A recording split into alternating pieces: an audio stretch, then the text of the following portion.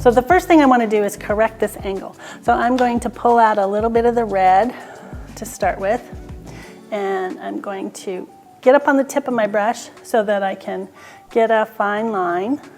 And I'm using my floppy brush. That's the official term for it, is a floppy brush. And I'm just going to bring that down to a point. And remember, I like to mix my colors on the page, so I'm going to neutralize that with the blue. And hopefully, at the end, no one but us will know that I made a mistake in the beginning, unless you look really close.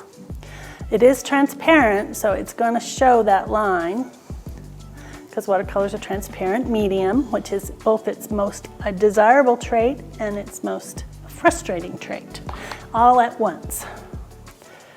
So I'm just going to correct that angle to my satisfaction, and then I'm going to caress that out. I really want a good clean edge, so it's an important feature. Hey Curious Mondo fans, thank you for checking out our YouTube channel. Don't forget to subscribe. Also, check out the other videos in the channel for some fabulous tips, techniques, and interviews with artists.